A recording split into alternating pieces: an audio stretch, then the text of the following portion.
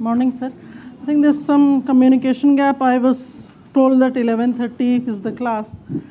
And when I came here, I heard that you're already waiting. For a change, it's a new kind of a wait. Instead of for somebody else, you wait for a teacher. As I told to some of you yesterday, we'll be introducing this and see what has to be the approach.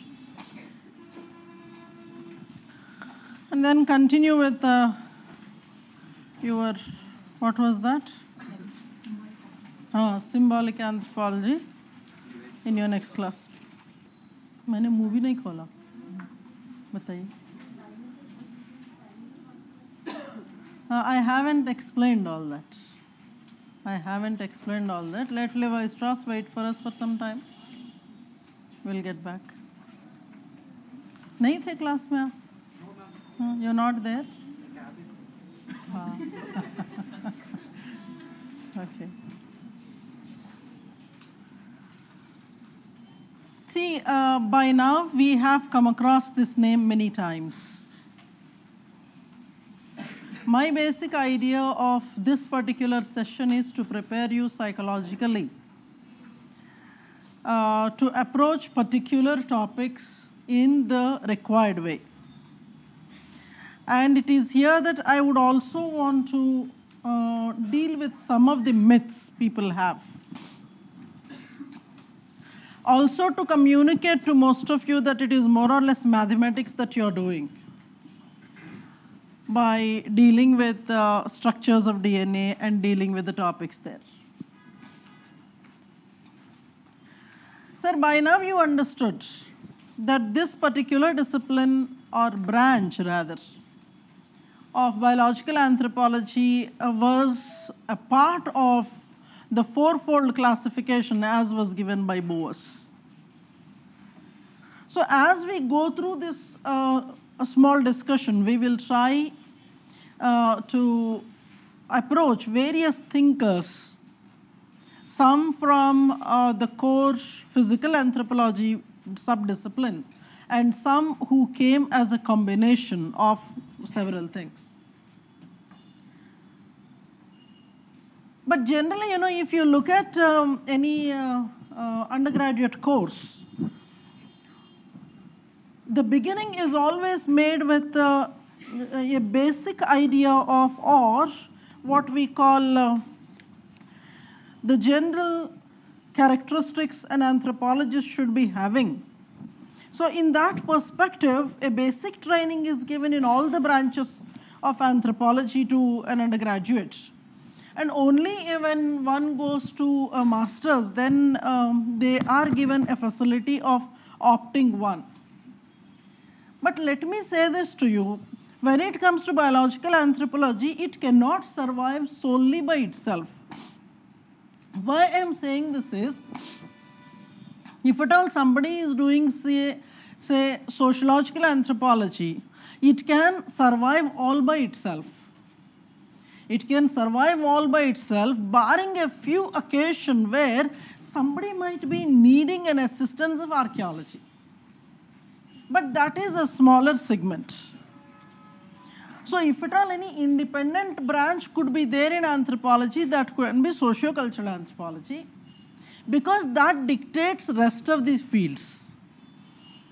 And for that matter, even the fourth branch that we generally list out, such as linguistic anthropology, it can also not survive by itself, because there is so much of cultural other aspects that it has to take into account. When it comes to archaeological anthropology and biological anthropology, they are so very closely intertwined with each other. For example, you look at archaeological anthropology, it's a combination of various things. What they dig out is a variety. They might be digging out certain tools, or they may be skeletal remains of certain individuals or certain species, where there is a requirement of both sociological and biological aspects, the knowledge of which an archaeologist should be having. Keeping this in view, the so-called undergraduates of anthropology are given the basic information about all the 4 fields. When it comes to the syllabus that is mentioned for you in UPSC, we are trying to delineate it.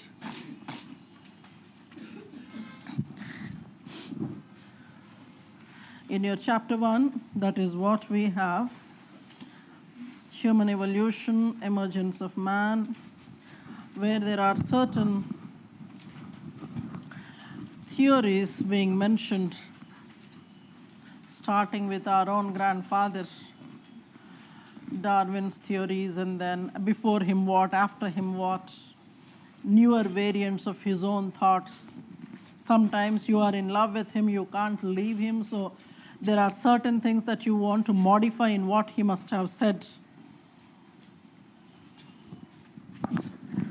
Actually, 1.5, 1.6,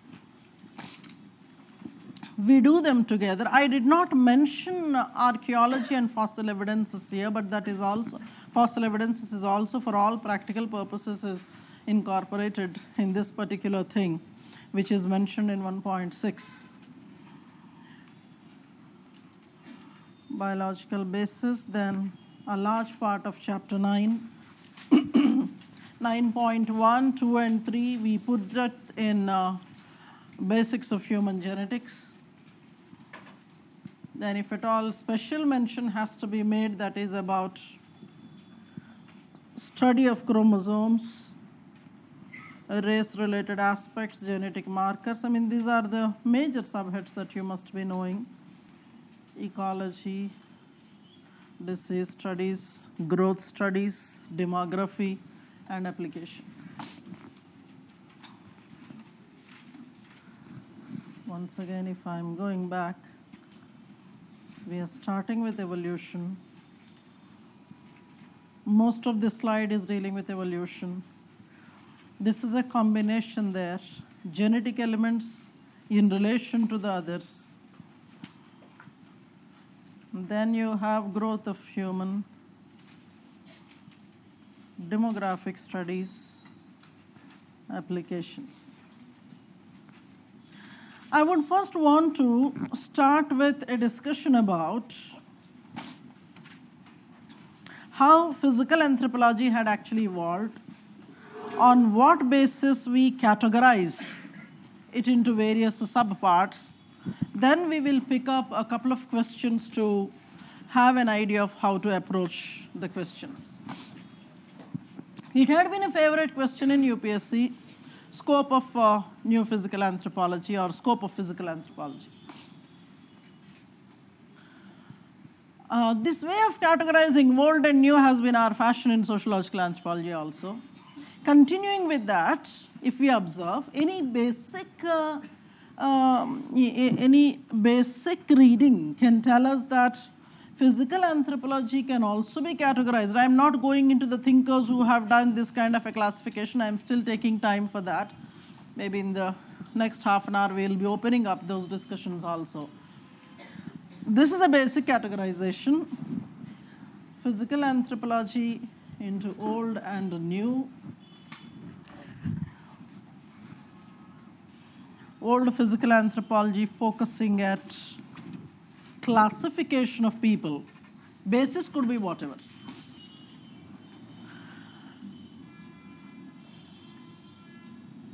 Physical measurements was a fashion. So we are going to see in today's class certain things about anthropometry.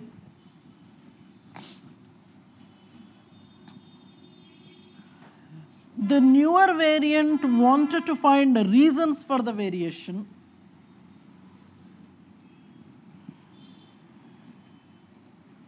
And there was also an emphasis on, I am only giving now 1 or 2 terms there regarding the nature of each of them.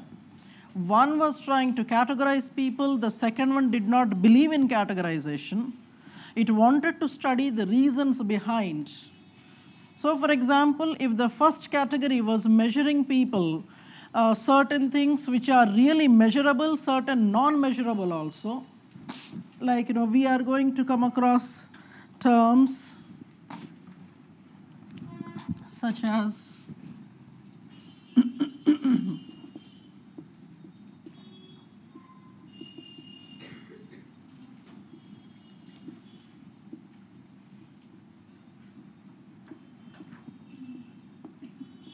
basically we are studying the morphology.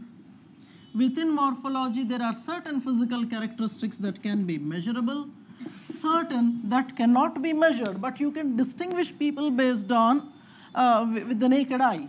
For example, one very popular example that we give for morphoscopic characteristics is the skin color. The color of the skin is, of course, we have this popular scale of Fair and Lovely. Fair and Lovely gives you that fairness scale, 7 days within which you are going to get transformed from one color to the other. That's the scale that people give, but it is not really on a measurable side. But then there could be metric ones. People have interesting things to measure. Stature is only one. Right from the childhood, we have one of the first things that we must have measured about our own selves could be the height, and that is also one fanciful kind of a thing. Look at me. అయి మూలగా చూస్తున్నావు, ఎక్కడ miss అయిపోతాము. One student had a complaint. So, you always joke in Telugu only. But I think you can understand what I'm mentioning in Telugu. I have no regrets with that. People say that jokes are also important to understand the class. I do understand that. But then somehow your own heart lies somewhere. So, actually with him, most of the doubts are also cleared in Telugu only. I think he's writing the exam in Telugu. Telugu rastunara ledhu kada. But anyways, when it comes to morphometric, there are several things that people were measuring. To begin with, it was stature, but then at an academic level, a serious inquiry started with the skull measurements or the head measurements. It is here that two words I want to introduce. One we call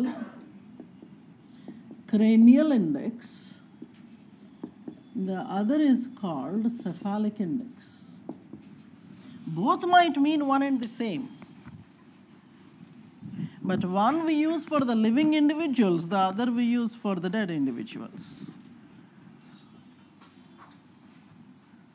But measurement technique would be more or less the same. You are using the same kind of a calipers. So when Boas was starting to talk about race and racism, he was the one who in anthropology had for the first time used a measuring calipers to measure the head circumference, etc. See, it was not that earlier to Boas people were not measuring this particular thing. But the measurement was mostly for the medical purposes, to know the growth of the children, to scale the growth of the children. But then when he had taken this up, this was basically to compare different racial stocks, whether one is having more cranial capacity than the other. And that was also when people started the practice of measuring the IQ levels by various techniques. See, for any kind of technology to emerge, there would be a reason. There would be maybe a fantasy, there would be a sociological requirement for which one particular thing, you feel the necessity of it, and hence you are trying to devise one. So he was the one who started with measurement of the skulls or the heads for the purpose of comparing with different racial stocks. So I'll come back once again. Sir, this was the time when categorization was happening. There people were trying to identify the reason. This was the subfield where there was more of ethnocentrism in physical anthropology. There you are not following ethnocentrism, but you are trying to adapt. Adaptation is a big word there.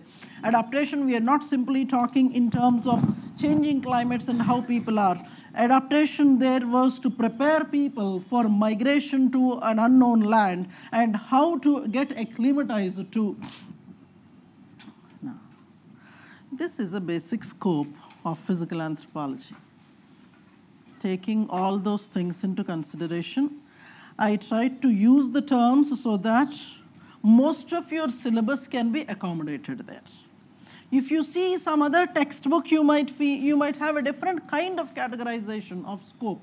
But my idea here was only to bring to you different topics that are listed. I love always talking about evolution, being a person from anthropology, so I started with that. But each one of them have their own importance. To show that evolution is important, I'm only writing it as number 1 and may placing it at the top. But otherwise it is having the same importance. Evolution, variation, adaptation, disease studies, social service, criminology. There is a combination of things in social service and criminology. Anthropological thought is still there. I'm not shifting, sir. I thought I would begin with something so that, in the coming weeks, some basic bio lectures have to be there. I didn't want to introduce somebody to teach cell biology without talking about where we are.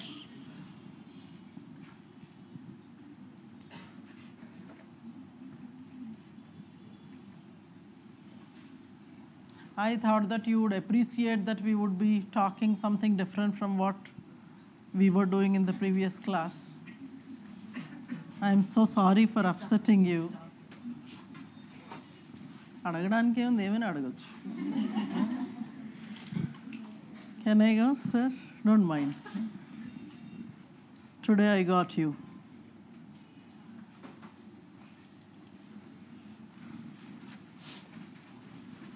That's what is in your syllabus.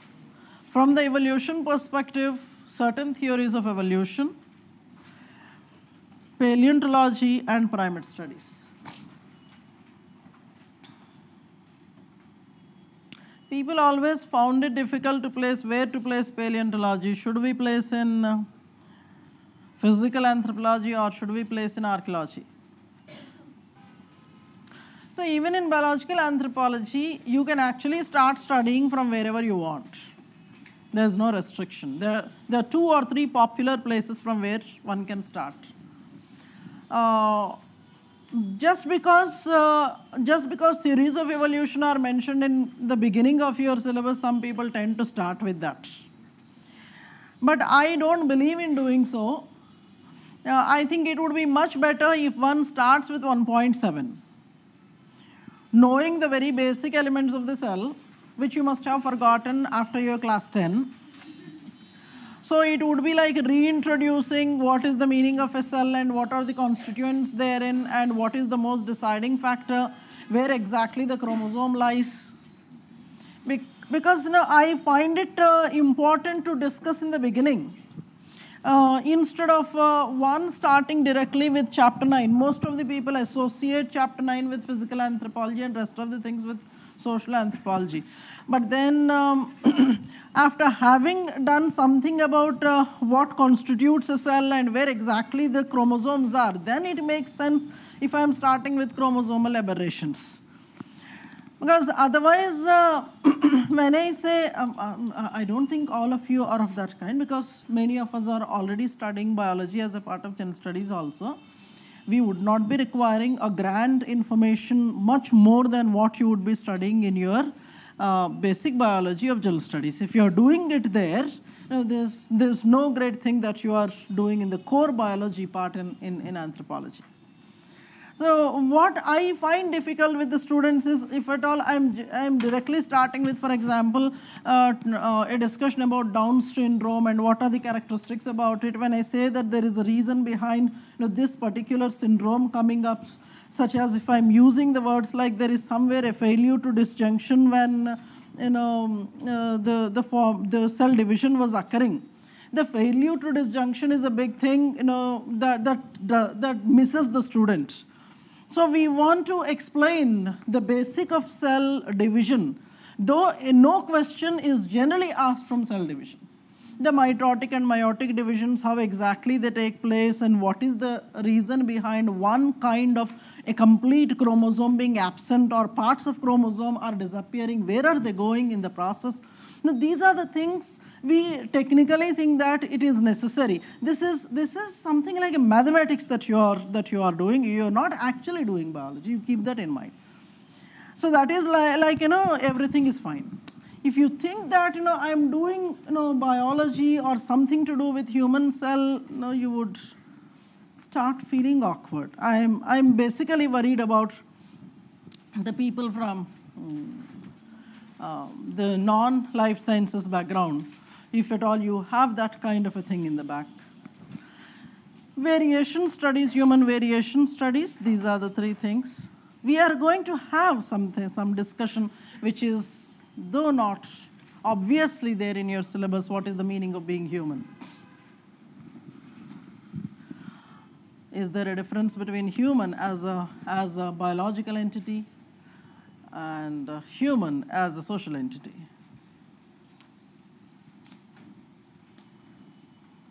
So something like, what is the difference between humanism? My father used to give this statement. I never understood when he said that. He used to say, it is difficult to teach humanity to humans. We can do it to non-humans. So the meaning of humanity there is something that we will have to explore. The context of biology and sociology we try to incorporate there. After having seen the syllabus, the division of it, then we will start with the emergence of biological anthropology. Adaptation studies, there are two topics in your syllabus, I think 9.8, 9.7 somewhere, ecological anthropology and nutritional anthropology. Though occasionally it looks funny, but we try to add a suffix to everything that we study, as if it's a big discipline in itself.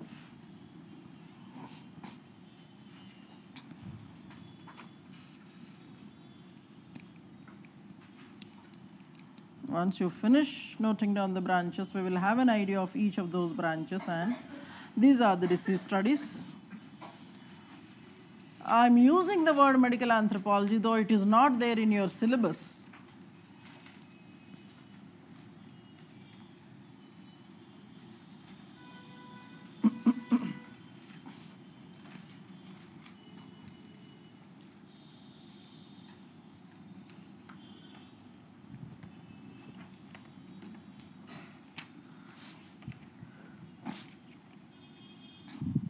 Your syllabus actually mentions it as in 9.8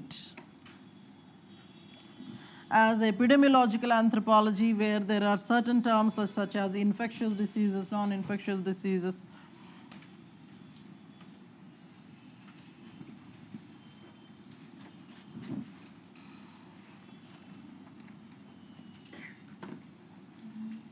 You have the last one there, social service and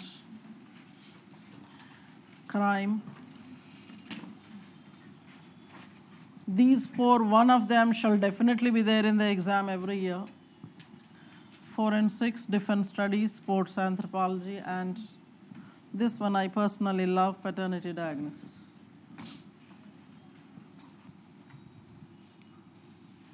I am taking you back,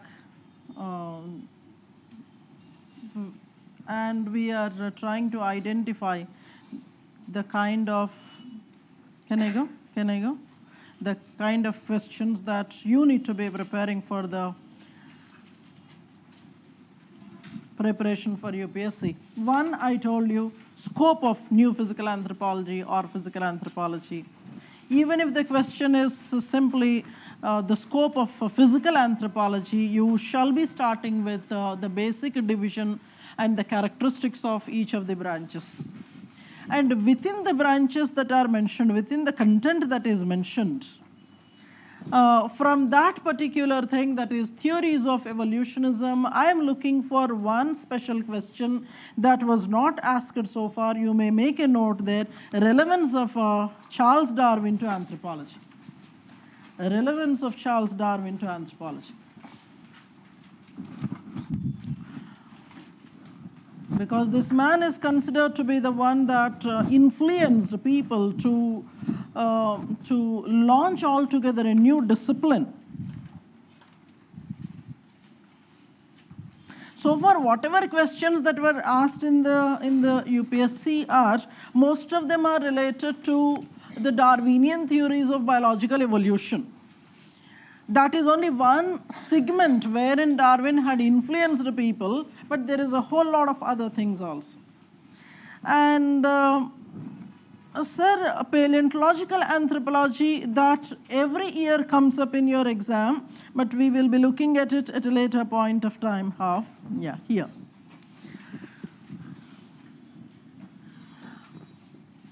One particular topic is there, such as formation of races. Race formation, where less attention is paid by many students.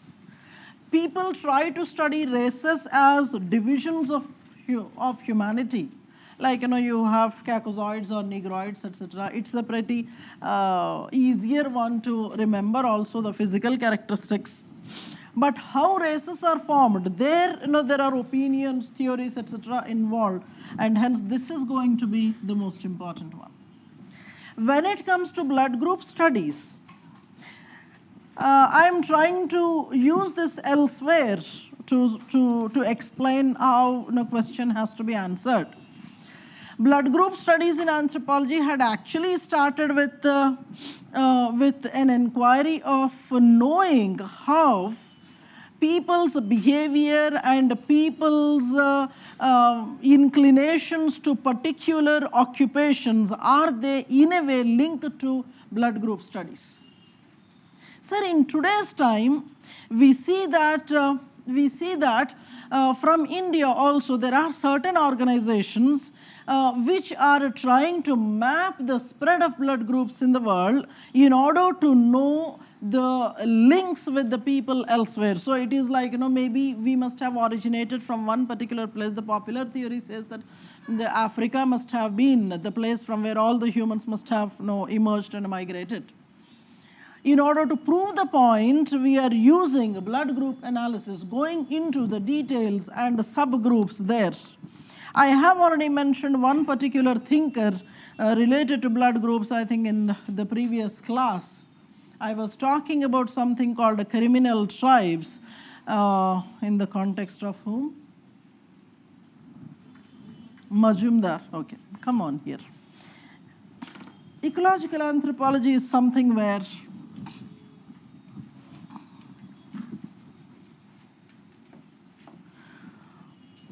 we would be looking at particular situations such as temperature conditions, nutritional conditions, that's a combination there, nutritional conditions, altitudes, and how different races and different pre-human individuals were prepared. I repeat what I said. In ecological anthropology or in adaptation studies, three situations are actually considered. One is altitudes, temperatures, nutritions. And for these three situations, how people from different racial stocks and different pre-human individuals were prepared. In most of these discussions, there has always been a comparison of Homo sapiens versus somebody called, there was one other mail I received yesterday. Use big font, I'm not able to see from there.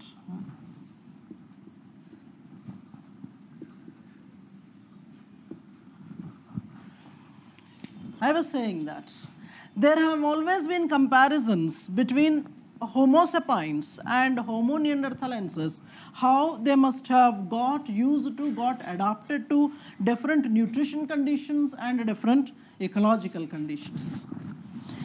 Sir, at every place that we are actually going through, at every place that we are writing, there are a few rules to be followed, but before that, let me do this. Forensics is one of the emerging fields in India, because when compared to elsewhere in the world, we still are in an incipient condition. Nevertheless, there are certain questions that I would be preparing for you. One will be forensics in India, forensic laws in India. Forensic laws in India, and the status of forensic anthropology in India.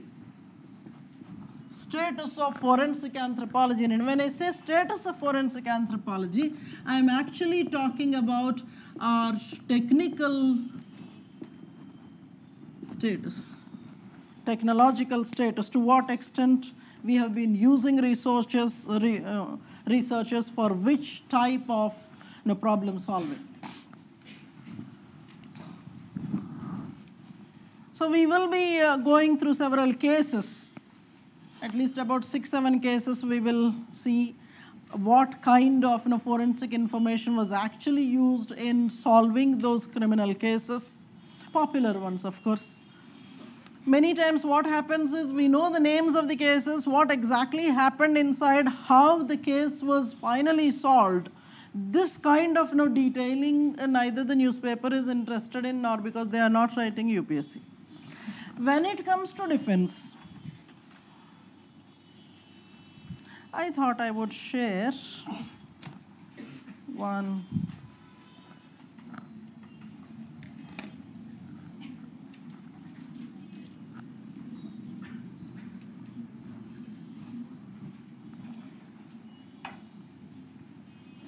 What's happening? Don't worry about what is being hung there. Throughout anthropometry, this is what will be the effort, to recognize that people are different. It's only a very small, obvious difference we are speaking about.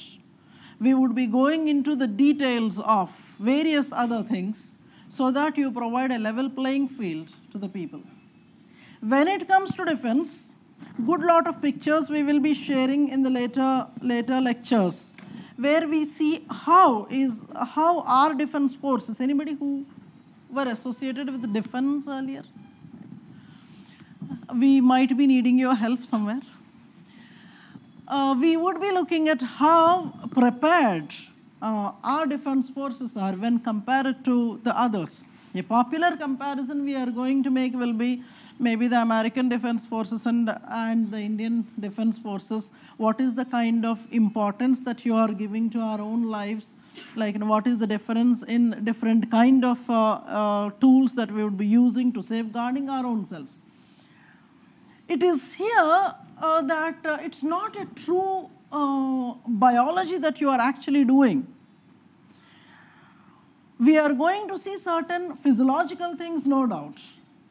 In measurements where exactly, in capabilities where exactly you are differing, based on which how you are actually manufacturing things to safeguard your own people. Thankfully, even in Hyderabad, we have this organization, DRDO, and we have good number of students from there. Some of them, who made it to service. Some of them, unfortunately, could not. The scientists are there. I was actually requesting one of them to come and talk to you, not in a lecture mode, of course, to share their researches with you, so that you would understand in what places anthropometry is actually used in weapons manufacturing and in various other defense applications. So the ones who are actually working in the rocket wing, and particularly some of them who are associated with manufacturing of the dresses for the Air Force people, kind of things. So they are going to share with us the kind of original researches that we are associated with. So don't think that when we say defense anthropology, it is something to do with biological warfare alone. Of course, that's also one of the topics. Let me take you here. I was trying to look at it from 4 or 5 major stages. Our inquiry is how the content is changing from time to time, along with research methodology.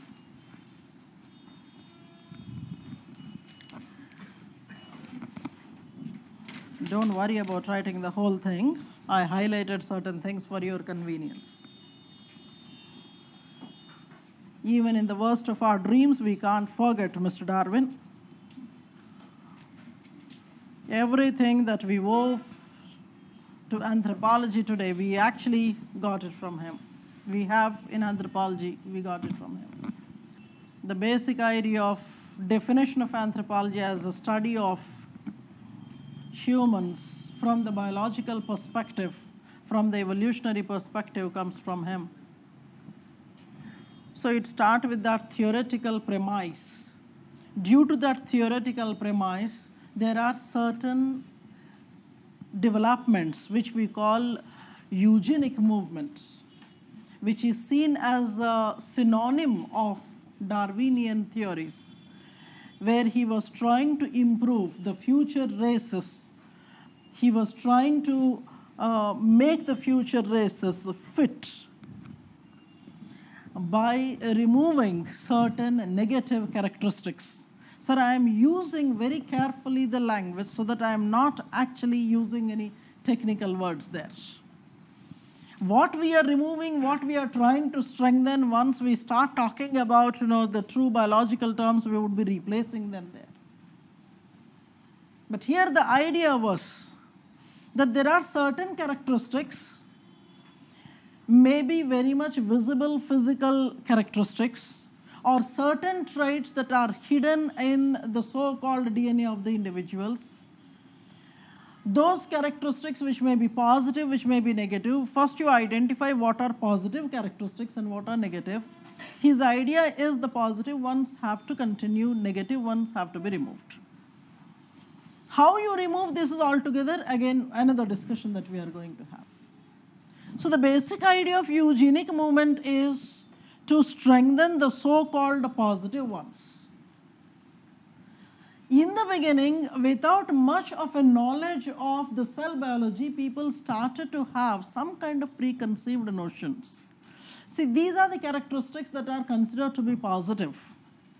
And identify those positive characteristics in certain people, they are considered to be the ones that are superior. So from there started this inquiry, how to know that these are positive characteristics, to what level we will have to go to repair or remove or strengthen those characteristics. That's where had come the science of anthropometry, or the science of studying the microbiological things in the human. Then of course the things have come. One other argument which emerged from the other day, a student was asking this, when we believe that we came from the apes. Sir, gone are the days when we used to believe that we came from the apes. We don't believe that we came from the apes. We don't believe that we came from chimpanzee. But right now our belief is that maybe the apes and the humans were having a common ancestor. If at all you are saying that we are the successors of chimpanzees and apes, I think we are talking about a time maybe 30, 40 years ago. I want to share certain pictures with you once, regarding this particular thing. Let me finish off with this. When I come to these two, they are talking about the new physical anthropology where the existing notions were challenged. The one very fundamental thing that was challenged was the movement of race, which was coterminous with the eugenic movement, which was similar to or equal to the Darwinian theories. So it was like, the first half of the discipline, first phase of the discipline was an effort to create a drift in the society, drift among the humans at large.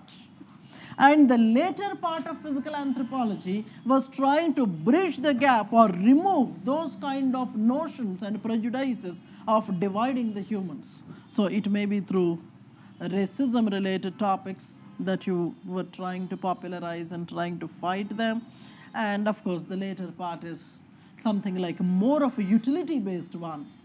So at one point of time, people felt that enough is enough with this kind of a discussion of supremacy or whatever, fighting supremacy, supporting supremacy kind of things. More application-wise, application-based things such as those, defense or medicine or forensics, etc. This started accumulating. So right now, if at all a sensible question has to be asked, it will be more on applications of physical anthropology in contemporary times. Sir, for all these branches, including physical anthropology, we should also be looking at Indian variant. Fortunately or unfortunately, on the sociological side, we ourselves were the subject matter. So we were having so much of opportunity to offer things to the rest of the world. But when it comes to the technological side, we had to fight certain weaknesses in the sense that we had to build our information base. I said that I'll have to share certain things with you. I did not expect that you would be writing the whole slide. Otherwise, I would have dictated. I thought you would read and simply write down the highlighted ones. Slide kanabadite raayadam modaledite kashtam. Inscriptions.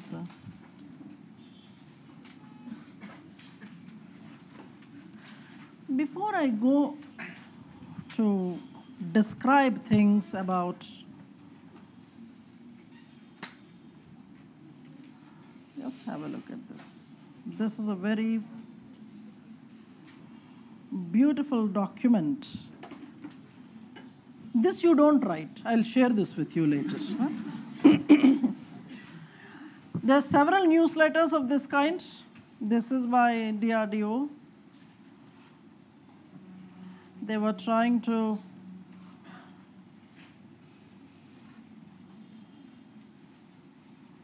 because previously, prior to these newsletters, when I was trying to get information from the scientists there, I always used to get this word that this is a classified information. Then we were pursuing them that, okay, fine, classified information, you can keep it as such, but rest of the information you can share with people so that people in general can have a confidence that, okay, we are also working. In fact, what is classified for Indian population, people from the rest of the world, they already know. So you will be going through these documents to see what DRDO has been doing in order to strengthen our performance in the field. So high altitude adaptation, what kind of experiments people are doing. This is a regular newsletter. Okay, this is one. You're not anyway reading it. Somehow those pictures got missed out. This is that man who had started with the five-fold classification, five-fold description, but let me start with him. Washburn. Particularly categorizing time-wise. So when I was giving a superficial classification there, you can add those names. This is that man who gives a timeline also, and this timeline is specific to the European physical anthropology, post and pre-1951. This he calls descriptive anthropology, that is descriptive stage of physical anthropology, that is mathematical stage of physical anthropology, where you are trying to have several statistical data so that you are trying to discuss things like the commonalities between the genetic stocks. When it comes to the descriptive stage, can I go? We are only trying to add the numbers and names to the previous chart that you have drawn. Descriptive study of biological parameters and then using mathematical models to bridge the gap between different racial stocks.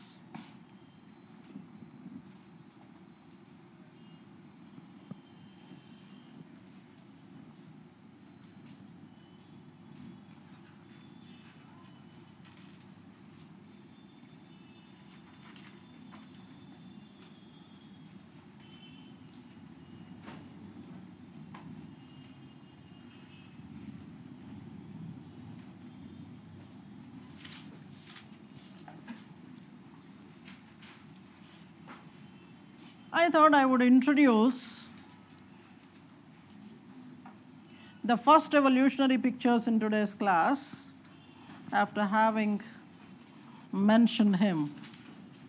This is a descriptive stage where people were focusing on certain things, such as studying the teeth, studying the bone, and studying human growth, the variations, etc., etc. In the meantime,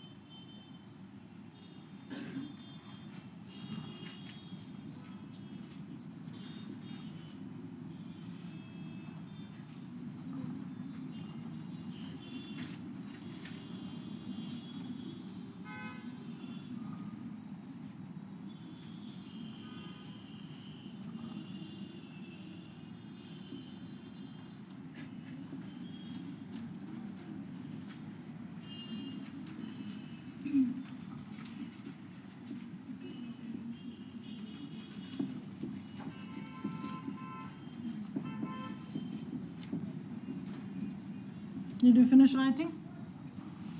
No. I wanted to introduce the very first discussions of human evolution. So there are so many segments out there, as I said. One is paleontology. The other is basic cell biology. The other aspects are several other applied things, including something like, a whole lot of chromosomal aberrations that we are. Can I remove this?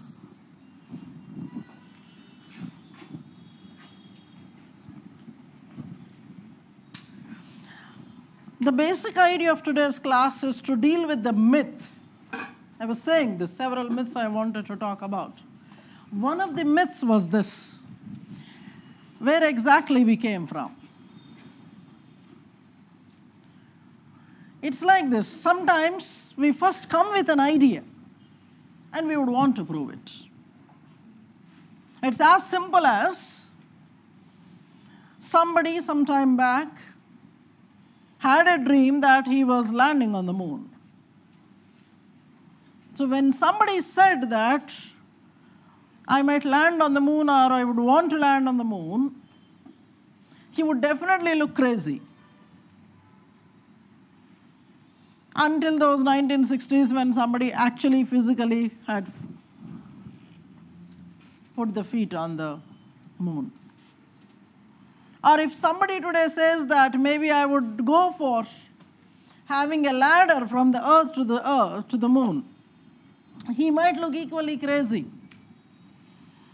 Until one day would come when you would have a foldable ladder whenever you want to. Maybe you are putting the ladder up there and then you are trying to.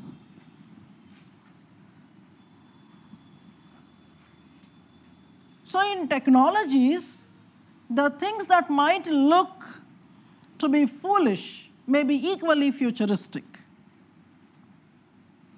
This is in terms of trying to come up with innovations. In this particular context of trying to trace the evolution of humans, many times what happens is people come with some kind of hypothesis. They must have believed that humans have come from some kind of an ancestor whom we are sharing with certain non-human individuals also. I am actually trying to give you the pictures starting from the nearest fellow to us, nearest ancestor to the humans, to going to the far-off fellows. And in doing so, I am also trying to put across to you. See, the reason why I'm introducing all these pictures is I will be sharing certain video URLs with you so that back home you can watch and try to have some kind of a fair idea before we are going to discuss about human past. Past is always intriguing. It always tries to give some kind of encouragement to us, enthusiasm to see. It is always a puzzle to read about the past. And all the more so if you do not have written records. It's actually a test to your storytelling ability. Proof is a different thing.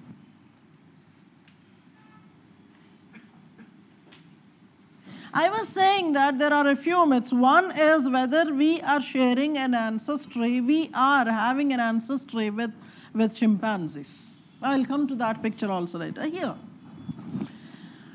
This is a more or less accepted picture.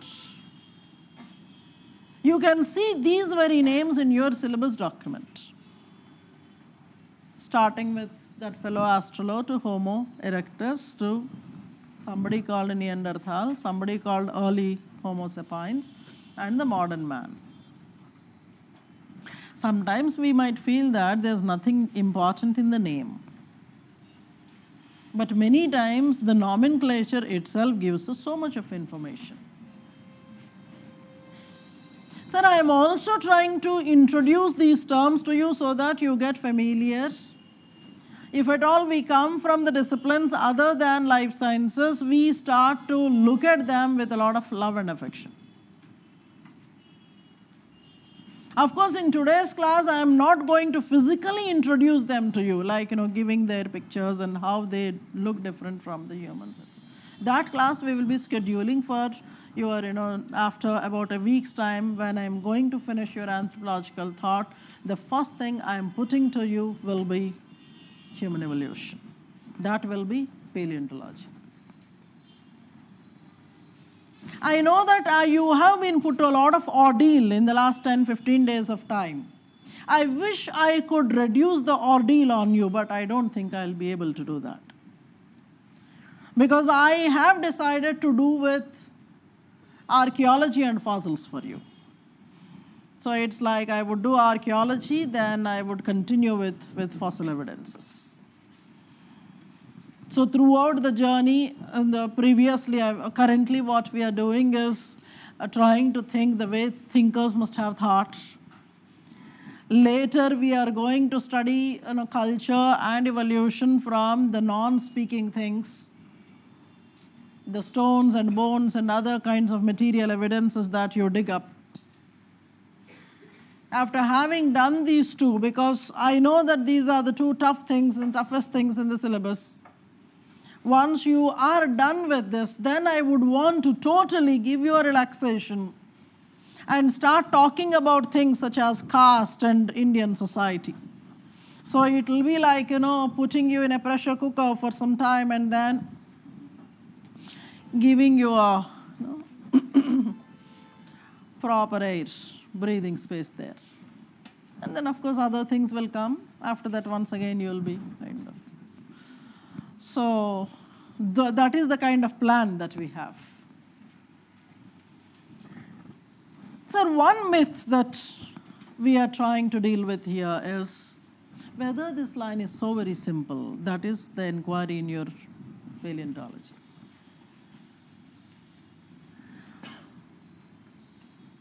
Having considered this as more or less the sequence that we are following, of course, there are so many other branches that we are going to deal with, so many questions that we are going to deal with. A student was asking the other day, is it having any significance in our administration, in the jobs in administration, if at all we read something of this kind? I don't know. I really don't know. We do these things in the class primarily because they are there in your syllabus. If at all that was the question you are asking, you should be asking UPSC, not me. That whether it is of any use in administration. What I am looking at is how scoring the topics are. If at all they are scoring, we should have to give it more attention and time. Coming out there, I have written some XYZ fellow. I'll be substituting that soon. This is the next scheme that we will have to look at. One of the earliest evolutionary pictures anthropologists have drawn. One of the earliest evolutionary pictures anthropologists have drawn. I am trying to introduce one small new word for you. There was somebody by name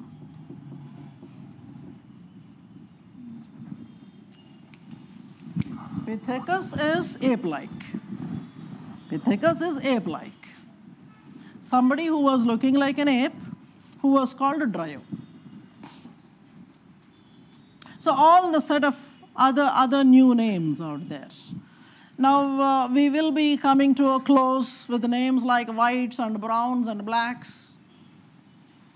These are the other set of names that we are going to have.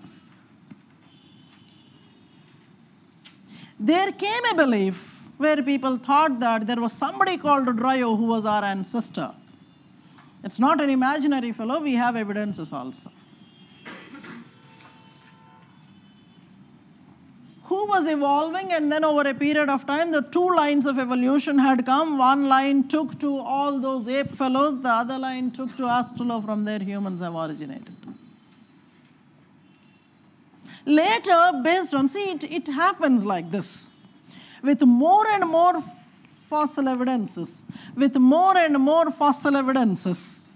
we try to expand, we try to diversify the pictures. It's something like this. Later, one other picture had come.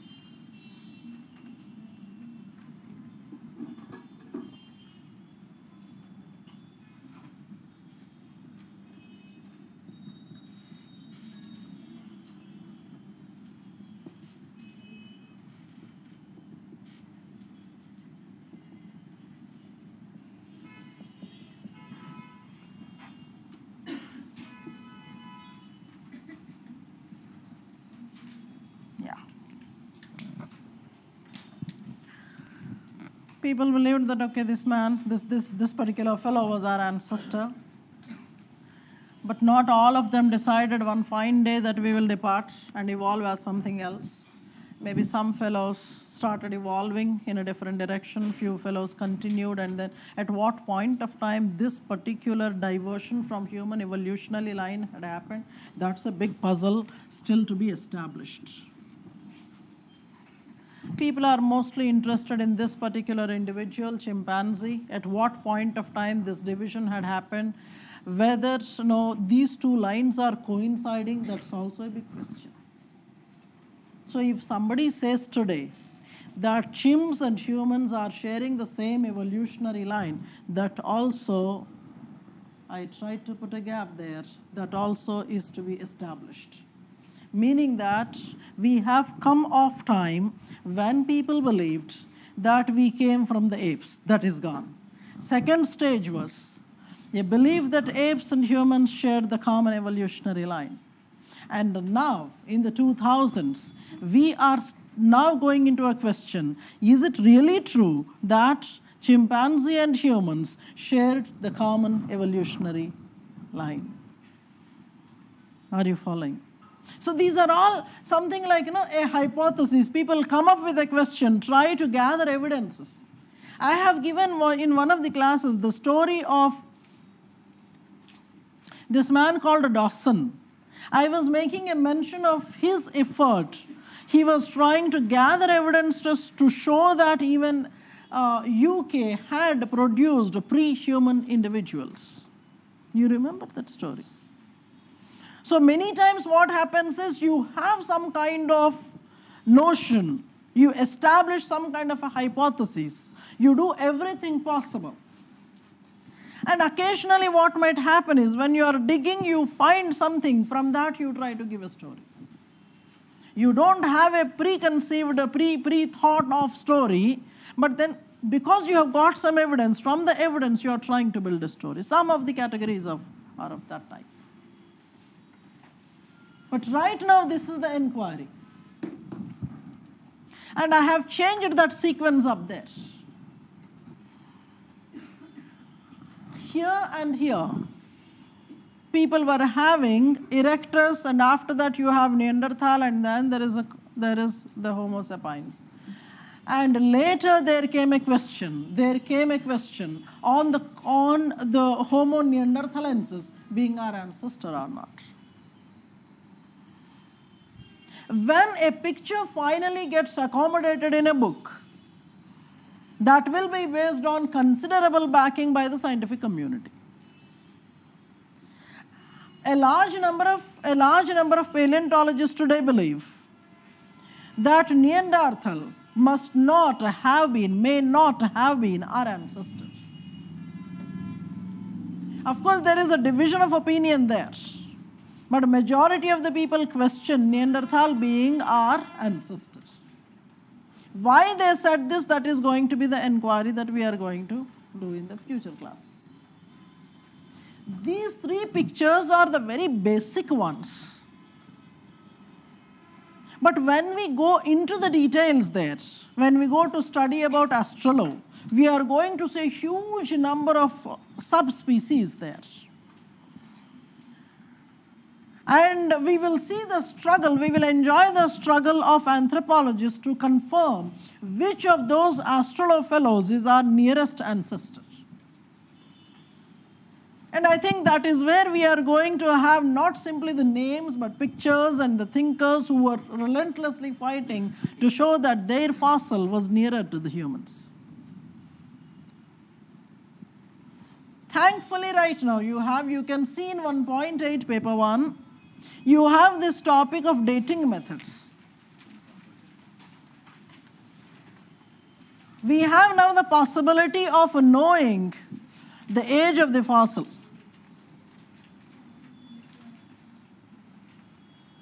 And right now, we are also able to more accurately date the fossils because it is found with Homo neanderthalensis. Some of the fossils they found there are DNA fragments found, which is more than a luck for anthropologists. Otherwise, it would have been a story that you try to confirm with some kind of a dating method. But if at all you have DNA fragments, it is, with much more accuracy, you are able to date not simply the fossil, but you are able to now compare the DNA of Homo neanderthalensis with Homo sapiens. So we are able to now come to a better conclusion about our ancestry, our relation with that particular species. So right now, many of the anthropologists are not really struck with chimpanzee and humans. That age is gone. We have new issues to settle now. The current issue is Neanderthal fellow.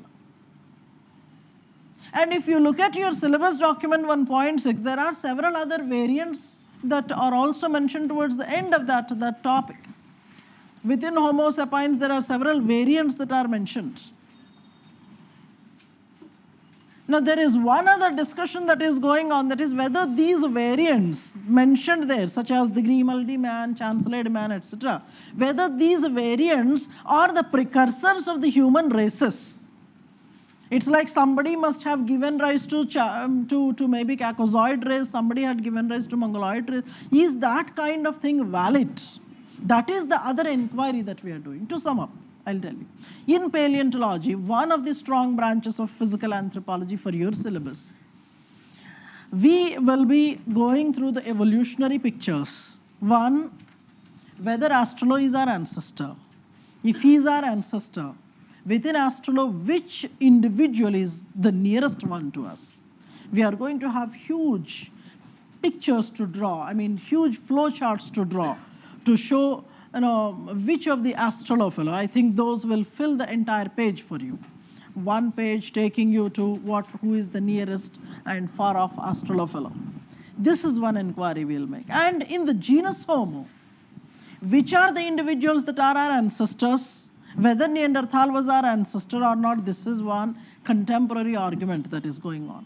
Third is, among the Homo sapiens, early Homo sapiens, the titles that are given to you in the syllabus, whether they have given rise to particular races. This is one story. There is the other one to settle with. That is it true that the ancestors of Homo sapiens have originated from Africa? Out of Africa theory, as we call. Because at the time period when people say that man had, the ancestor of man had left Africa, by that time, if you see evidence of some ancestor of man in the other places of the world, it's a challenge to out of Africa theory. I hope you're following what I'm saying. Because thankfully so far, most of the questions in the UPSC have been very direct. But I want you to also be prepared for discussion-oriented questions. God forbid if a question such as justify or discuss out of Africa theory with required evidences. You should be in a position to give both the views there. The people who are supporting out of Africa theory and the ones who say that, see, when African man was emerging and coming out of Africa, already pre-humans were existing in Australia or maybe in Java. So if you are having that kind of an evidence, what is it that you are going to say? There are some people who say that they were also part of Africa. Java was a part of Africa in the process of continental drift. And when that was a part, maybe certain pre-human individuals that were existing on that particular place must have continued there. See, if at all you want to justify, అదేదో అన్నట్టు తా పట్టిన కుందేలుకి మూడే కాళ్ళని, if at all you decided to show that whatever you are mentioning in the hypothesis is true, you are hell-bent to do whatever. The people who tried to do that. So that is the other inquiry. And I have written few other names, Sivapithecus, Dryopithecus. If you look at your chapter 1, paper 2, in chapter 1, paper 2, these names are there. Titles such as Rama Pithecus and Sivapithecus. There is also somebody called Narmada man.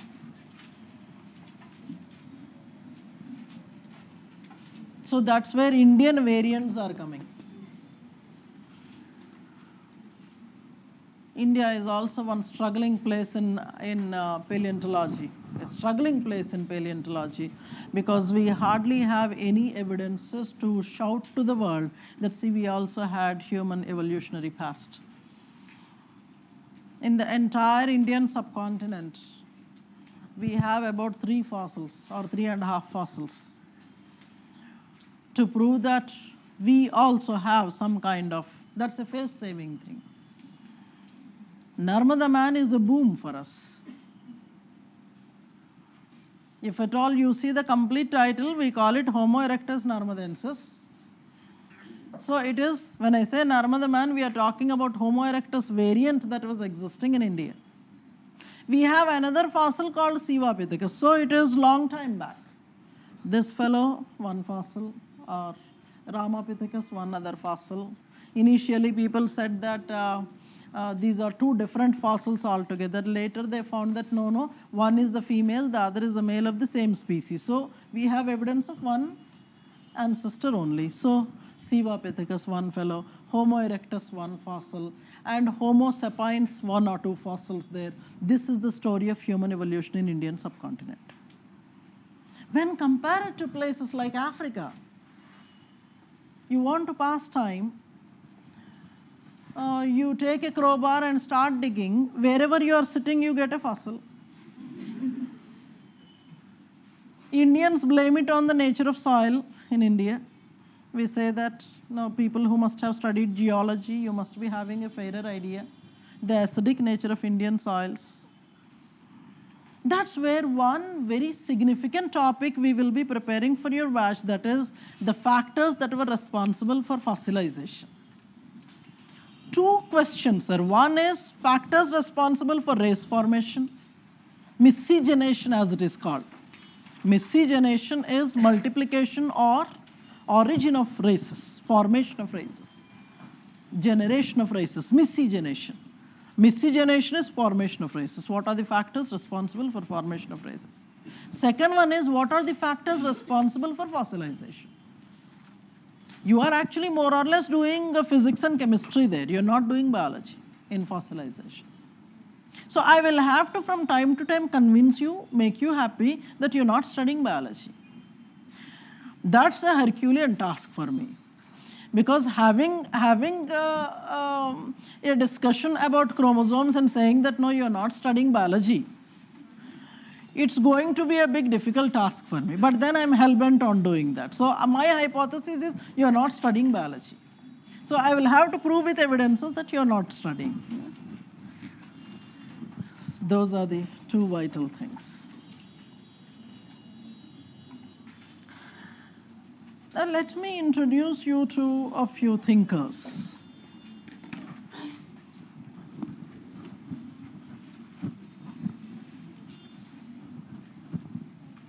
By the way, can you make out between these 3 fellows? Orangutan, chimpanzee and gorilla? Can you make out between them? What color is orangutan in? Oh, great. Huh? Reddish brown. Okay. Who is the heaviest fellow among, I'm giving the names. Who is the heaviest fellow among the gorilla, chimpanzee, orangutan, and bonobo? What's the other name of bonobo?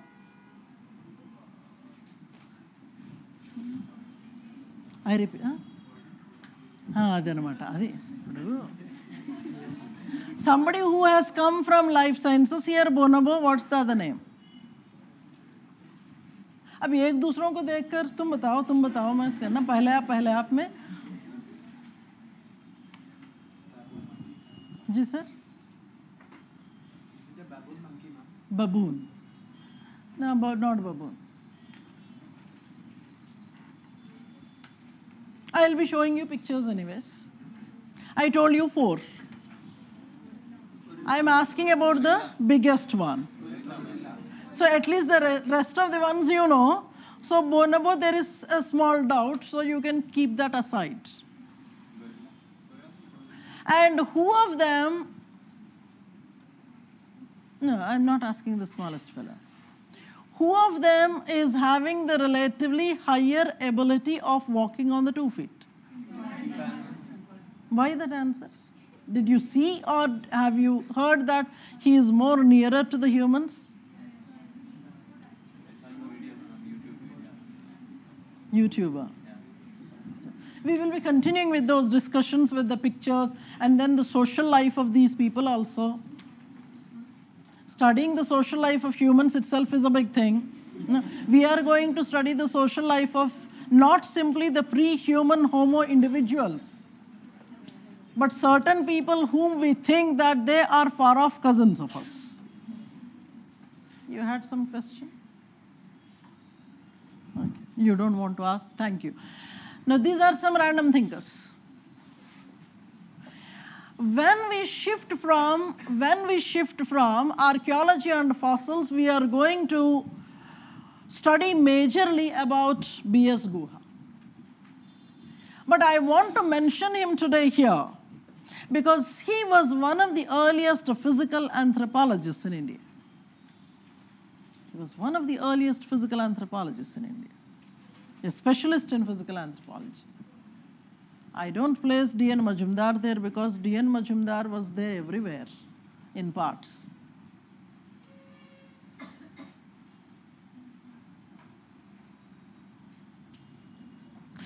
I, in fact, wanted to parallelly discuss certain issues, very personal issues, not my personal issues, Guha's personal issues.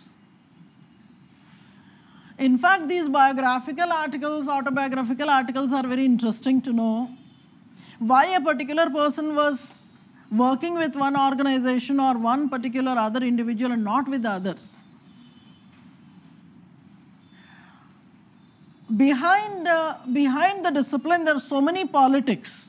Understanding that politics will help us to write the answers better.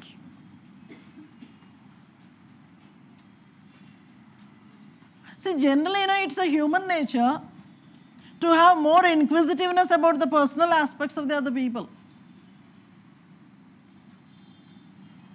If there is some kind of a noise coming from your neighbor's house, you leave everything and with ears glued to your wall.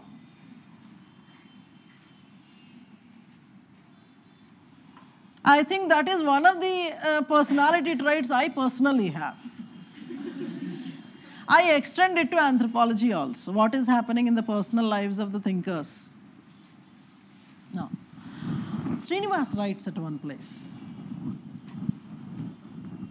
Srinivas was a trained person under R.C. Brown. R.C. Brown was training him. I told you that story.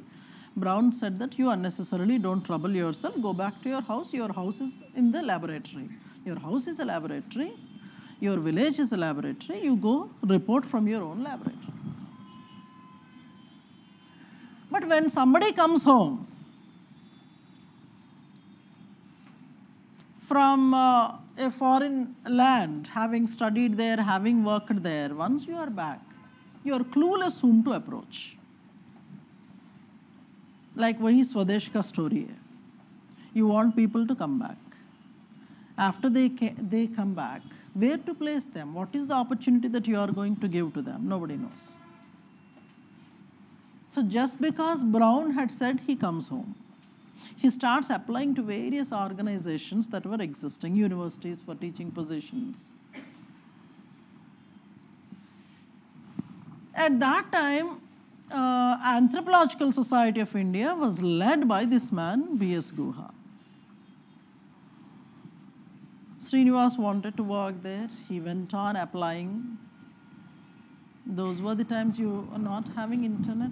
You write to them, you wait for the answer, months together. No reply comes from there. And finally he comes to know that Guha has hardly any interest in social anthropology.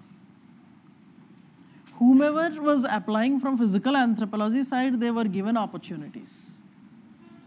So it's like whatever is your parent discipline, you would want to strengthen that particular discipline.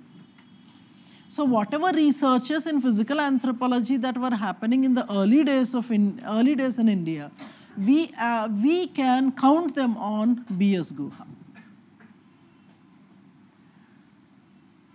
Srinivas had another problem with Guha, or Guha had a problem with Srinivas, I don't know what. This difference in the outlook is, Srinivas was trying to write things so that he can bridge the gap between different social strata. His writings were to bridge the gap between different strata. On the other hand, Guha's work was in a way trying to strengthen the divisions in the society.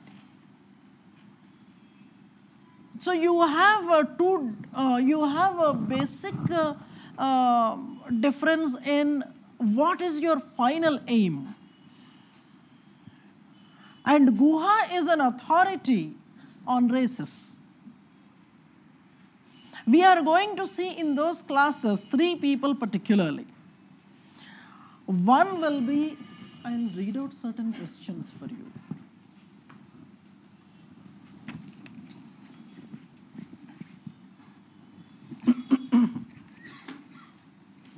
I'm reading out certain questions for you. Chapter 2.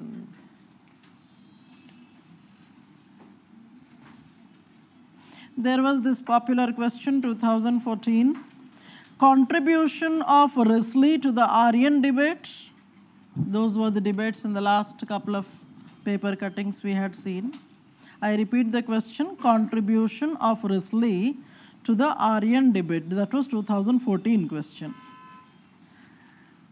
I'm trying to look for the names of these thinkers there. Earlier there was one more, discuss the relevance of Guha's racial classification in the context of India's ethnic groups. Whatever may be the question, Guha's name is there. That is sufficient for me. And then there was yet another question.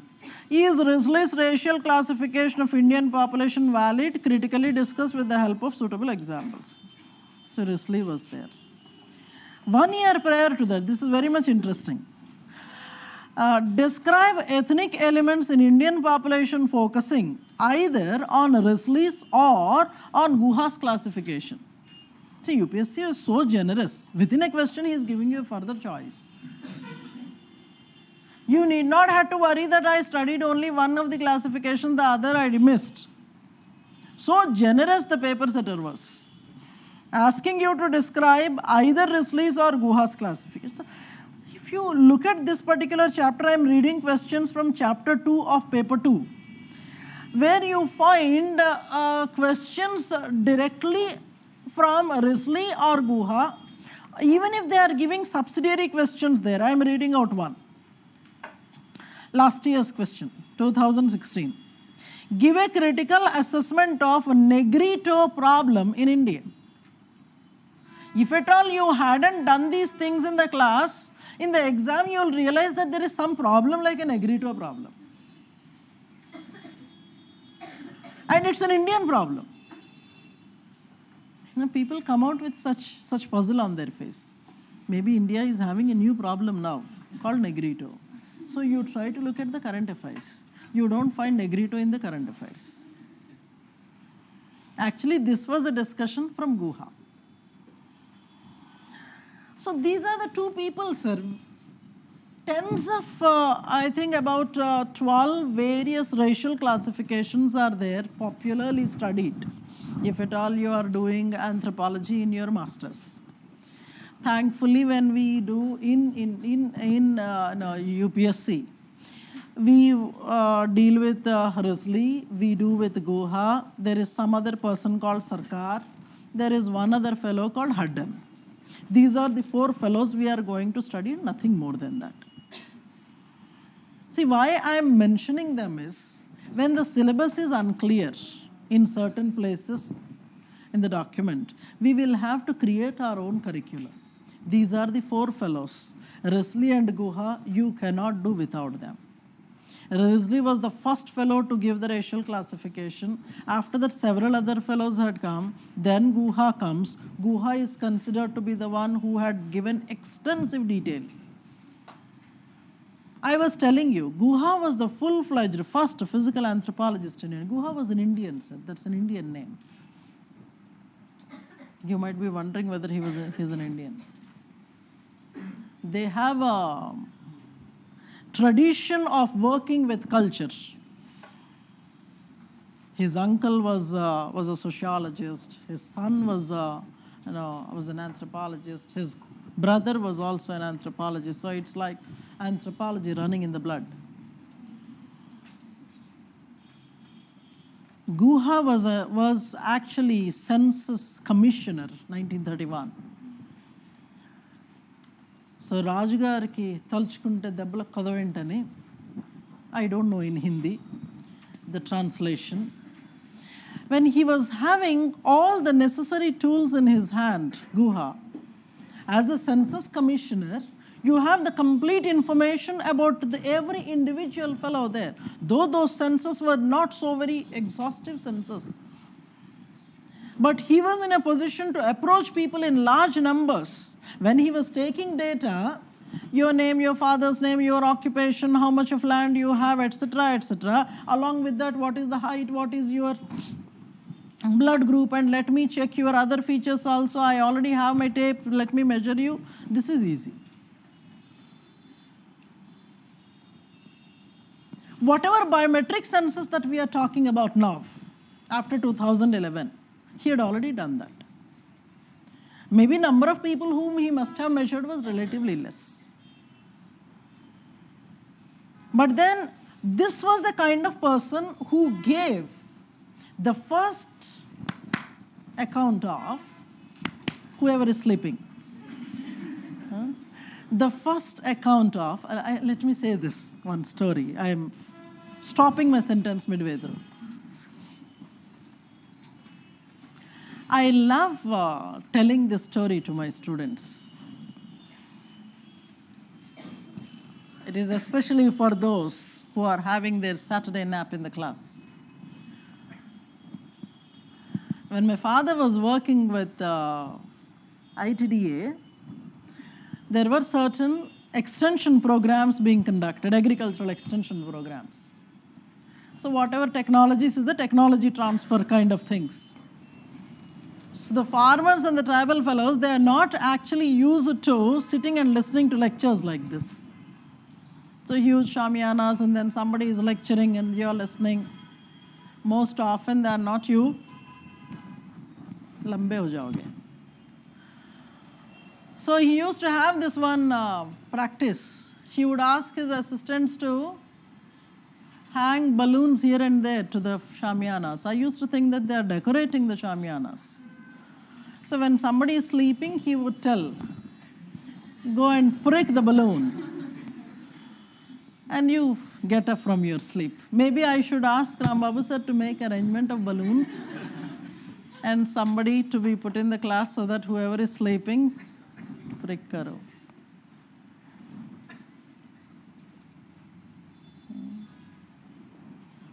I stopped my statement midway through. I was talking about B.S. Guha. He had given the first major account of Indian population based on the physical features. That is the first one. There are the other people, Majumdar, you know him. He was there not simply as a physical anthropologist who was studying the blood groups, he was also there with the census. He was giving the statistical data, and he was trying to categorize the statistical data that people have collected in the census. So he was associated with the 3 census operations continuously. I don't know whether we were measured thrice in the census so far. Did we? Were we enumerated 3 times so far? So I'm trying to know your age now. How many of you have crossed 30?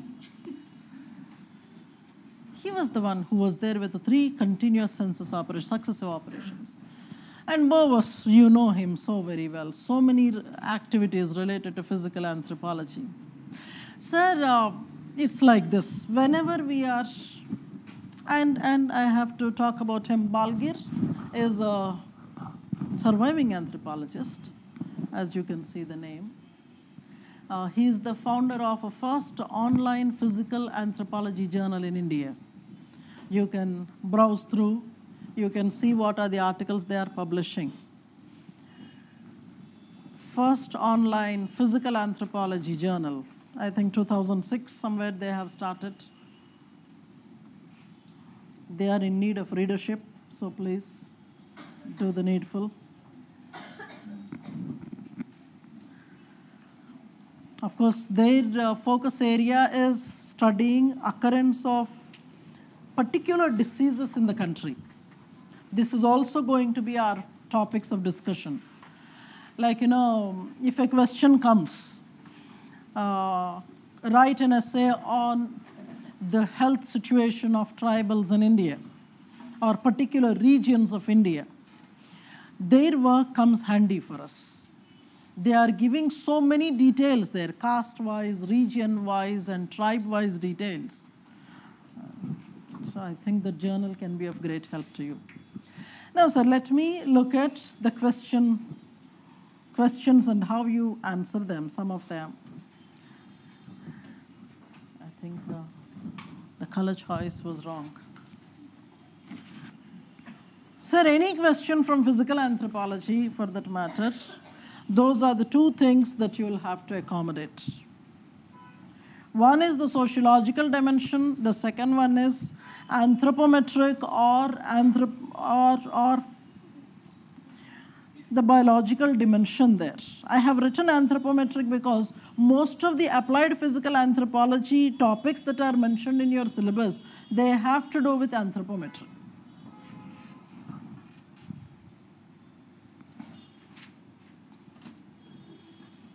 So let us see, I was looking for two special lectures, one from a practicing linguistic anthropologist, and the other one is from a scientist here. If at all they can give us some kind of additional inputs. Because I also wanted to communicate to the group here that we are studying a discipline that is functional. It's not that only disciplines like administration or geography or economics, they alone are functional. Anthropology is a non-functional discipline where we are studying people who are non-existing. It's not that way. So I'll deal with some of the questions here. Maybe something like this. The moment you see this question, if at all you are from life sciences background, you have a very pleasant, more than a smile on your face. ఒక పెద్ద వికటాట్టహాసం ఇచ్చి నాకంటేనా అని you would start writing reams of information. Three things have to be written under that.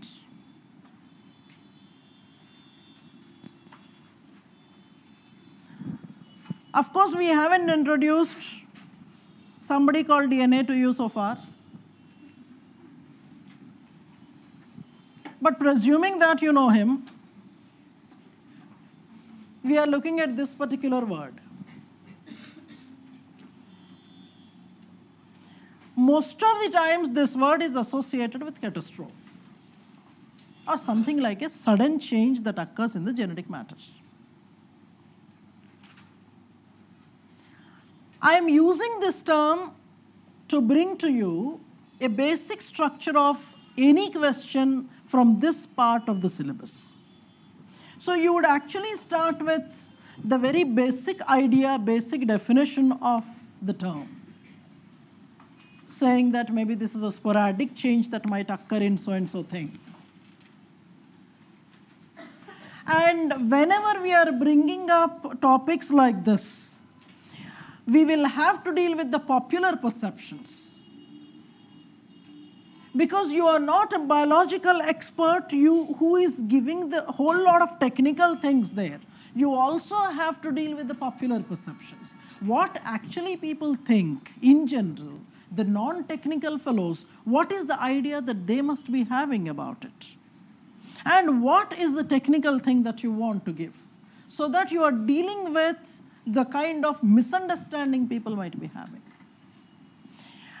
What I'm trying to mention in this particular context is the popular misconception or perception people might be having about mutation is they associate most often the negative developments with the term mutation. When we use the word mutant, it is mostly seen as a negative variant.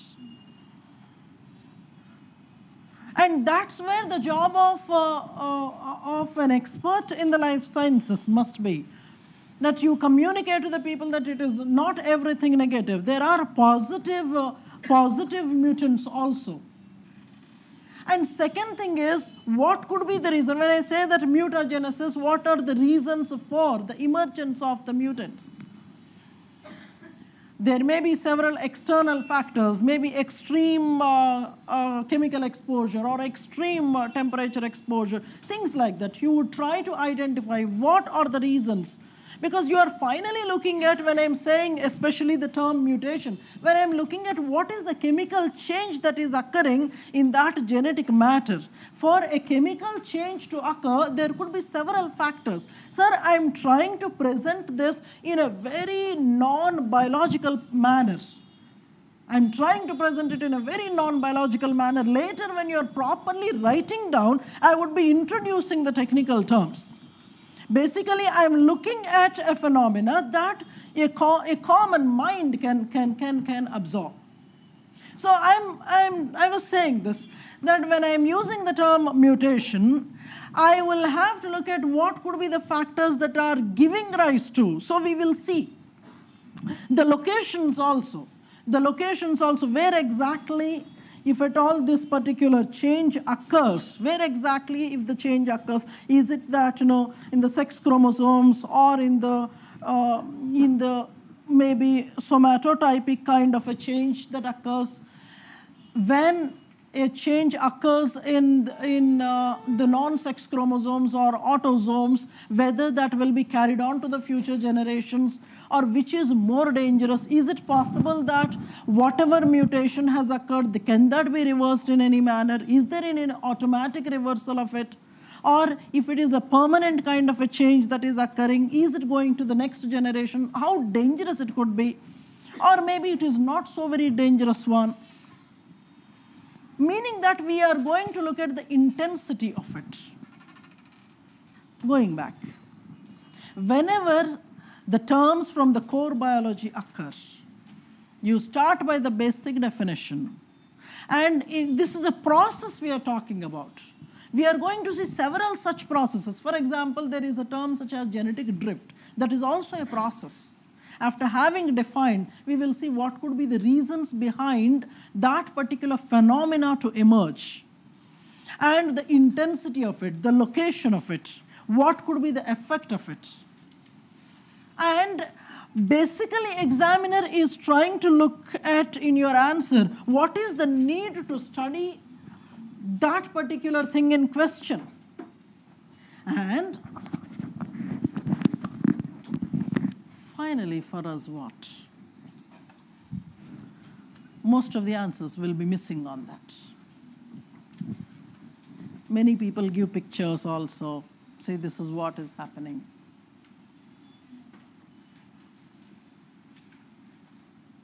That's where our very emphasis will be. Which are the contemporary studies related to the topic?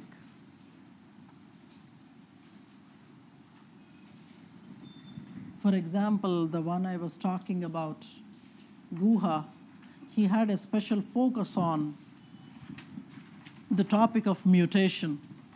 When he was writing in 1930s, mutation was seen as a mechanism that was bringing changes in races. But at that time, the understanding was incomplete. Currently, we have information.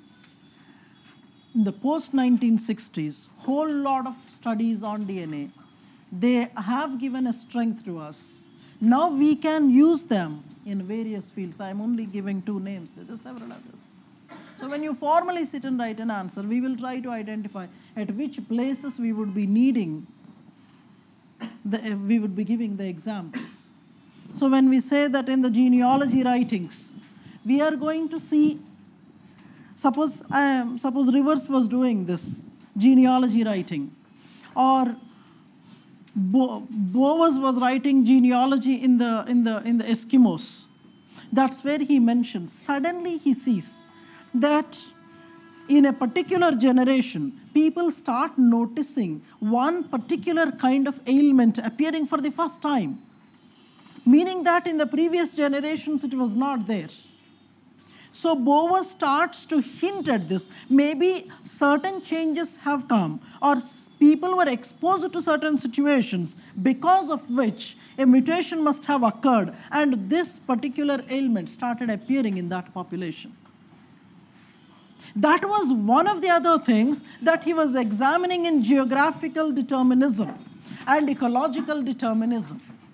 He was hinting there that there was a huge change in the climatic conditions to which they were getting exposed.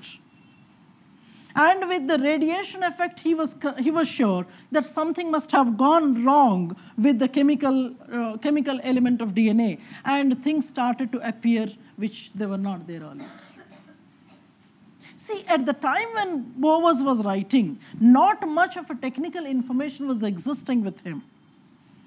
Without having the technical background, without having the technical information, he was hinting at it. And this very region in the later part of time, in 1990s, there is one physical anthropologist by name Skupin. One of the textbooks that we will be referring to in our classes will be Skupin. He had done his fieldwork, physical anthropological fieldwork. He had taken samples of DNA from the people and tried to find out the age of those DNA fragments. And there he was trying to confirm that at a particular time in the evolution, in the history of Eskimos, a genetic change must have occurred at these particular points. This is something that is a continuation of Bowers' work. And then, of course, in forensic anthropology also, we will be in a big way. Yeah, I was talking about this article, which you can back home see, Birth of the Internet Journal of Biological Anthropology.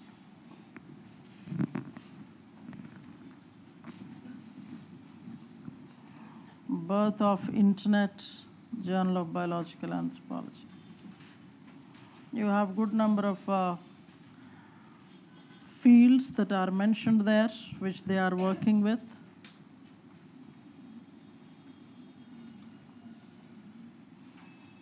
Let me take you to the other questions. Sir, yeah. This is one other area of interest of UPSC.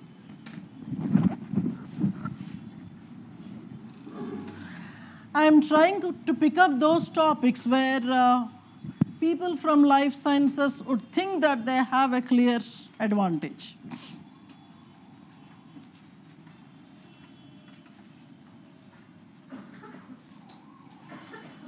This is one question with which people right from Majumdar were suffering. Not that he was having the problem. They were actually finding it difficult to get the required information from the respondents. When we are talking about Majumdar, this is the time of 1940s. See, forget about 1940s even today.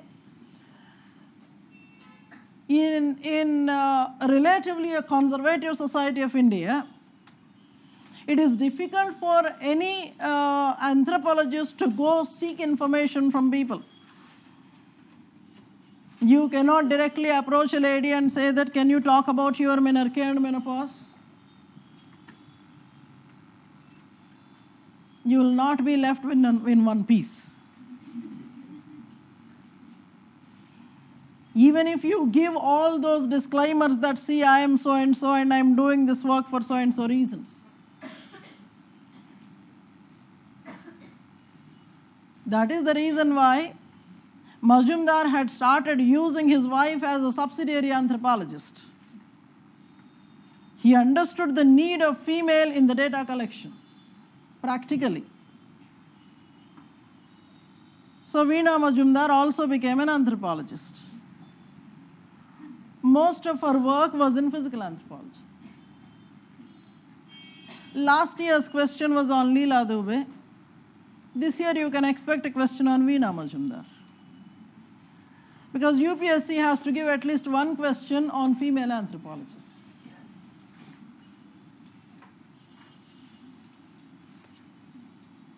In a day or two, I'll be sending you a beautiful list of female anthropologists with their photographs and their popular work. I have chosen about 10 people who can be called primatologists. These were the female anthropologists who worked with different primates, like chimpanzees, etc., the kind of technology they are teaching them. And I am intentionally adding one lady towards the end of the entire list. It is to show that not everything is happy in the field. There was one female anthropologist who was killed brutally because she started fighting for the case of certain primates, protection of the primate areas there. It's not simply that you love to live in the forest among these primates. It's not simply that. It's not simply the affection thing or the fieldwork thing there. Sometimes when you end up into a serious effort, then there are consequences. Because there are grand old people. You must have seen one particular lady who had worked with chimpanzees her lifetime. Jane Goodall. So in the next class, that is on Monday, before you start writing about, Tuesday, I'm so sorry. What happened? Generally, usage. So, whatever. In the next class, before I talk about Levi Strauss, we would be seeing some of the pictures of these very beautiful ladies. I am sure you would be interested in primates after seeing them. Today, if you find time, you can browse about her, an authority on chimpanzees. She started very young in age, and her association with those little fellows, it is still continuing.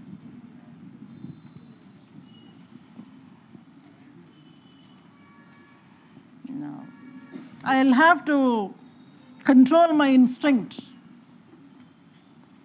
to stop to talk about them, because I love to talk about those ladies, so that I can talk about this. A question of this kind appears. Many times UPSC simply picks up words. Menarche, menopause for 15 marks or 20 marks. What is it that you will have to write?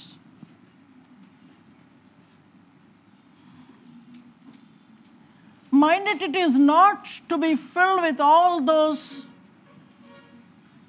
biological discussions there, all hormonal things there. That is not the expectation. Which hormones are working in what quantity, what kind of things. You would anyway be defining the meaning of them, followed by the significance of them, because the time period between menarche and menopause is very, very important, because that is the time when the female is contributing to, female is contributing to multiplication of the population. See, when you are born human, the first and foremost responsibility you have as a human is to leave your offspring. That is your primary responsibility. The moment you are born as a human, your first responsibility is leave progeny, give rise to progeny. That is also the reason why I ask the aspirants of UPSC to first get married, then write the exam.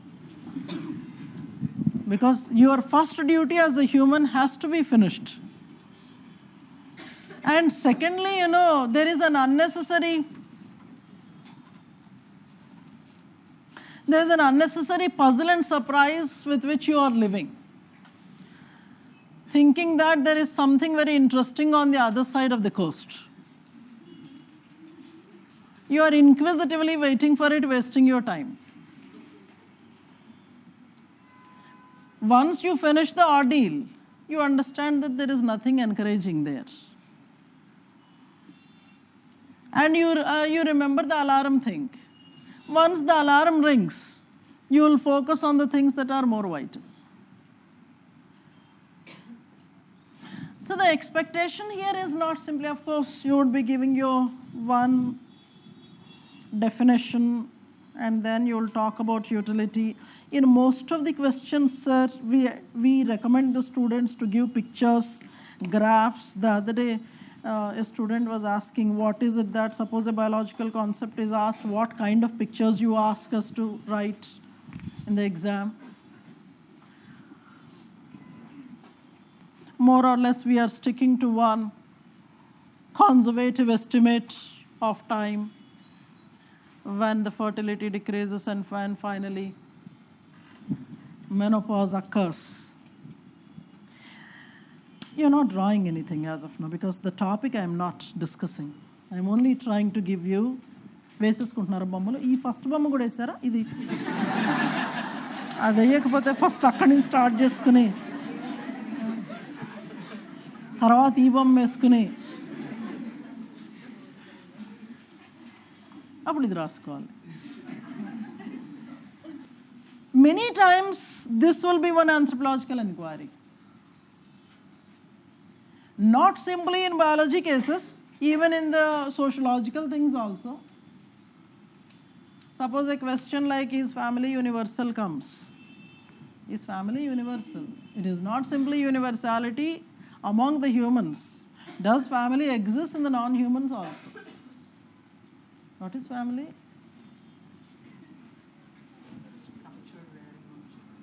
Structured way of living. Structured. और बताइए, what is family? Mother, father, children. Okay. My son says that. Grow up. ఎదగాలంటే ఆ డైరెక్షన్లో కాదు. A closest kin group and social and traditional organization between. Who is there in your family? Sisters and your family. On what basis are you able to say that?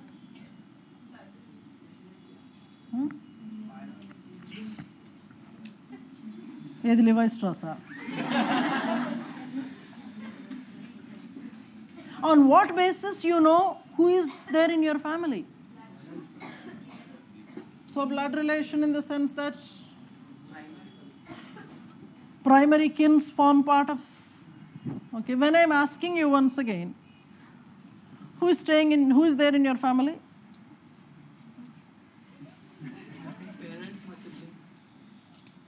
You all live together? They're there in Hyderabad with you? Okay.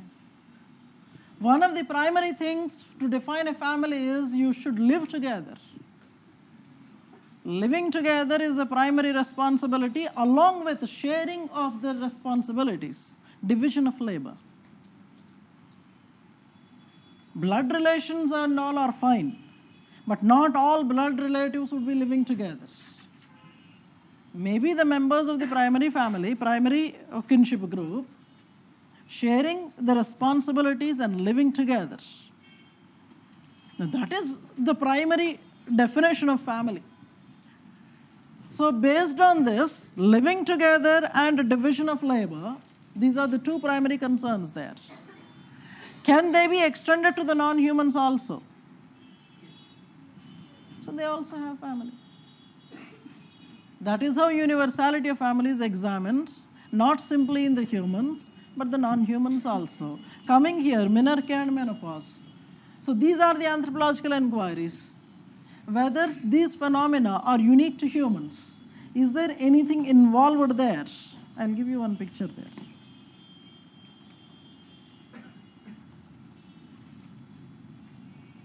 Look at this.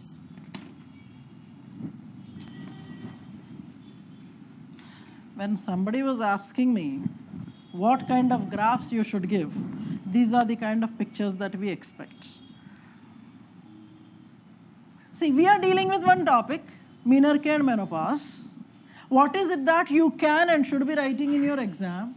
We said the definition, how important these are, and then things like, are they unique to humans? Do the far-off cousins of us also have this kind of a situation?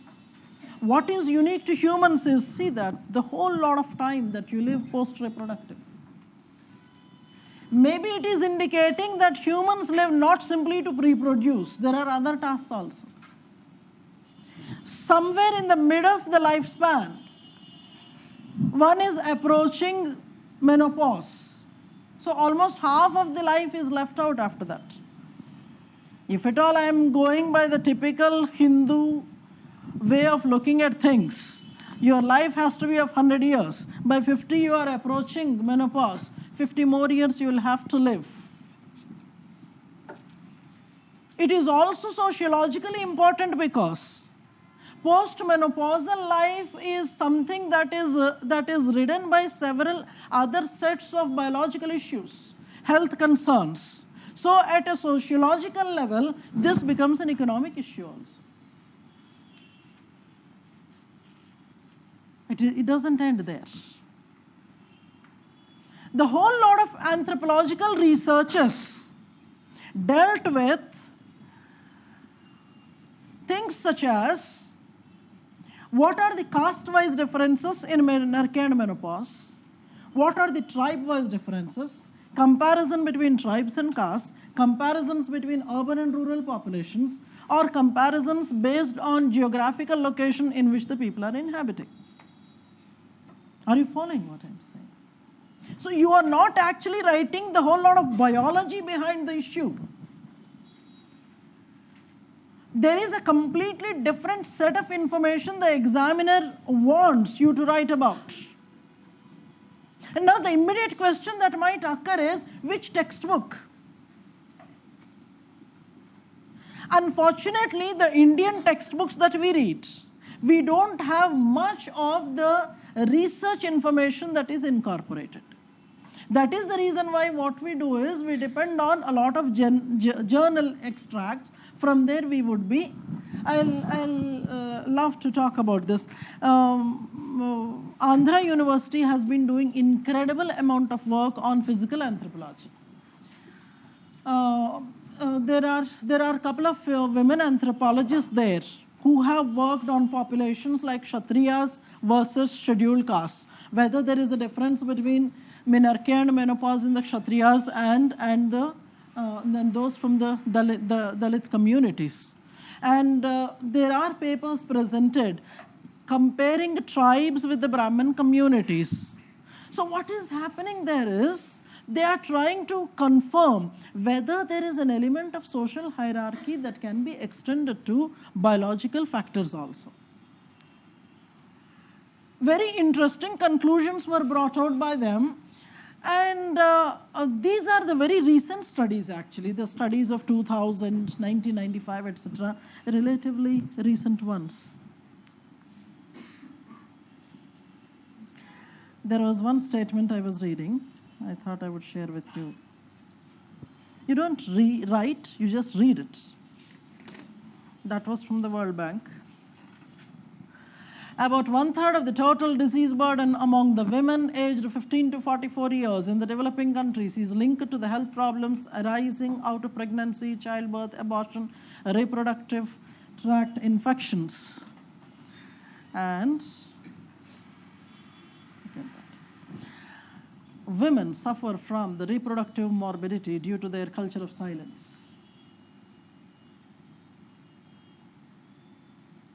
I, in fact, wanted to bring this to you on this weekend because we are living in a conservative society. There is a reluctance to discuss things. I'm bringing my own very personal experience with you. See, there is this puzzle. There is this puzzle. When is the right time to talk about sex with the children? When is the right time to start giving sex education to the children? What had happened just a week ago at my place? TV was on and an advertisement of sanitary pads was coming. And my little fellow was asking. I was there, my husband was there, maids were there. And my son looks at me and asks, "Mummy, kabhi bade log bhi diaper pehante hain?"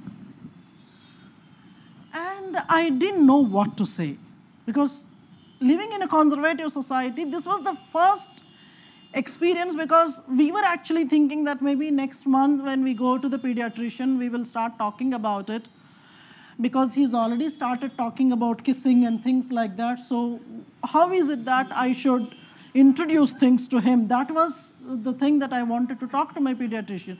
Now, even before I could go there, he had asked this question. I was quiet. I was trying to divert him. Immediately, my husband says, "This is not the way you handle things. This is not the way you handle things." Then he said, "Nahi beta, the girls actually do that." Then he said, "Acha, theek hai." And there are no further questions after that. So my husband says that, no, if at all you are trying to maintain the silence at this stage, he is going to be puzzled with this, and then there is an unnecessary inquiry into which maybe that it is better. That's where now the talk comes. We will have to train the children maybe right from 3 years or 4 years of age. What is a good touch? What is a bad touch kind of a thing? I think the time has come when the child actually is exposed to such kind of things. So that's where is the culture of silence. Don't get me wrong, because I think we are all adults. We have to talk these things. This is what is a cultural aspect we will have to look at. So reluctance to discuss those kind of things. So basically, we are going to talk about all those things in our future classes. I think 2 major questions I discussed today. One is mutation, what you are supposed to write. We don't know what mutation is, but we know what has to be the answer. And second thing is menarche and menopause. Any such kind of culture-ridden question comes. So anyway, in the class, I'm going to give you the statistics also. At what age one particular set of population must have experienced onset of menarche? What are the factors that might be influencing menarche? Is it that economics are involved, food is involved, climate is involved, several other things? When people from the lower strata suddenly, because of a certain economic gains, occupational shifts, etc., if they are moving to the upper strata, is there a visible change in this biological phenomena occurring? These are the things at which I am leaving. I will see you on Tuesday. Have a good time, sir.